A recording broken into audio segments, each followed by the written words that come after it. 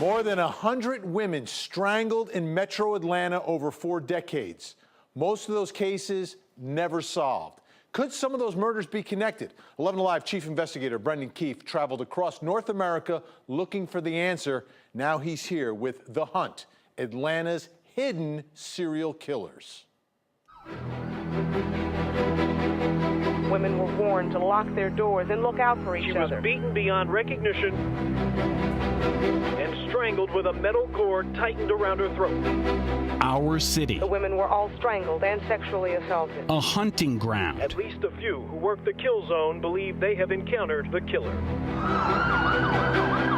More than 130 women strangled or asphyxiated over 4 decades. Homicide detectives searched through the thick brush of a southwest Atlanta lot looking for clues in the death of an unidentified woman.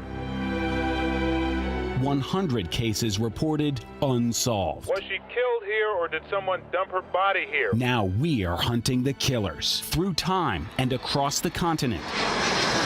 But our investigation starts here, the Atlanta Public Library.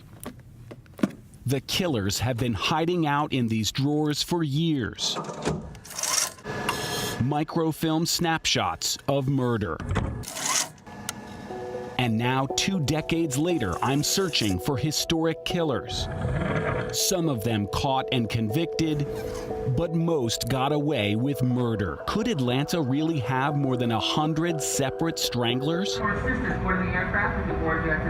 We're flying to the nation's capital, not to the FBI, but to a suburban home in Northern Virginia, where victims of Atlanta's unsolved murders now live only as zeros and ones on a computer hard drive. We're showing exactly 100 unsolved murders of women who were strangled. That is astonishing. You just don't see that anywhere else in America. Tom Hargrove started the nonprofit Murder Accountability Project, the most complete homicide database in the nation. We've assembled records now on 751,000 murders in the United States. What the algorithm does is try to group those into meaningful clusters of murders. The biggest cluster in the nation? Atlanta's strangulation murders. By far the largest series in modern history. The odds of this being 133 individual killers, I would bet my house that no, there are multiple serial killers at work, and they were very successful.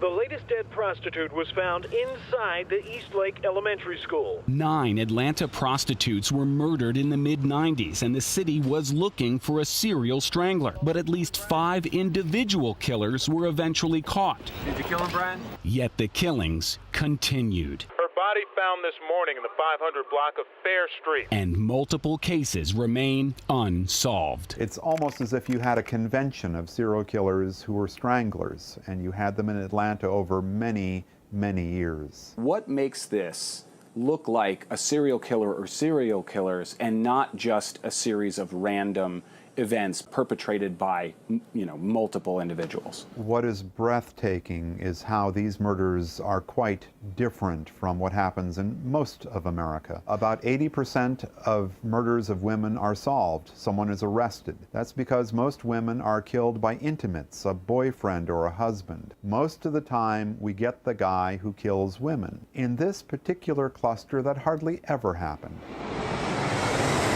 While they're tracking the killings in Virginia, who is tracking the killers?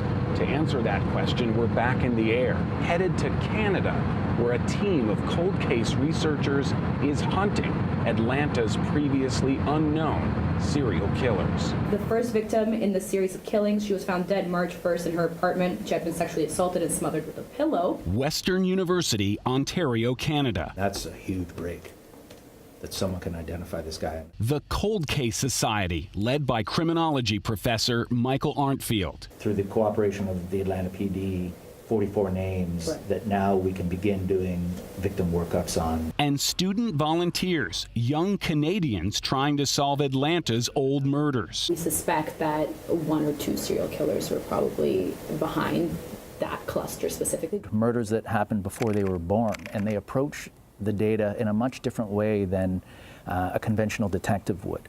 And I mean, I call it the Uber of homicide investigation. It's disruptively innovative. 2 weeks of heavy publicity preceded the trial date, during which time 2 of the Atlanta slayings occurred. The team is perplexed by the strangulation murders of more than a dozen elderly women over a 30-year period. Since at least 1988, a serial killer has stalked the elderly women of Vine City. Like the prostitute murders, there were arrests, but the killing continued off and on for decades. The next day, the third woman was slain in Atlanta. 30 years is almost unheard of. So what you're saying is we have multiple serial killers. We have multiples Yeah.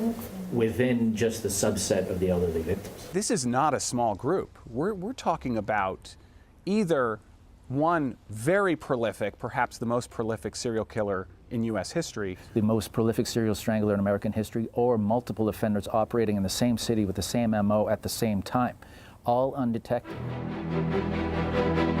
Our city, home to an unknown number of unidentified killers. With a serial killer in the neighborhood, it may be time to get a gun.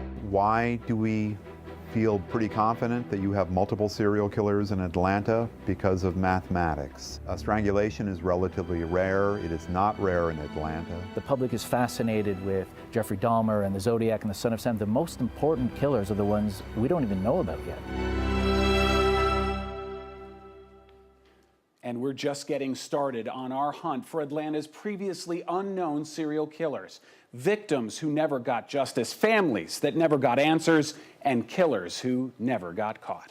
All right, Brett, here's the part I don't understand, okay? You've got a guy up in Virginia, a bunch of people up in Canada that know about a serial killer or killers here, but folks here don't know about it? Yeah, really, it's all because no one had this database all in one place at the same time, where you have 751,000 murders, and you can run that data and mine that data and see the connections. They see the connections, they told Atlanta police now investigating. So they're working on it now. Oh yeah, absolutely. The FBI didn't know, the GBI didn't know, and APD didn't know. Now they know. And now the public knows. Should the public be scared tonight that there are serial killers loose in Atlanta? Well, we don't want to scare people, but yes, there were apparently multiple serial killers operating in Atlanta, and the pattern has restarted. It's too early to say whether these latest strangulations are connected, but there are 3 unsolved strangulations over about a year period in the area, and we don't know if it's 3 different stranglers or the serial killer's back. All right. Thanks so much, Brett. I know you got a lot more. You're going to stay on it. You can dig much deeper into this investigation on 11live.com. Also, Brendan's going to be on Facebook Live right now if you want to talk to him. There you can comb through our photo galleries, check out our homicide clusters by county, and sort through the cases by the victim's age, gender, location, and the weapon used.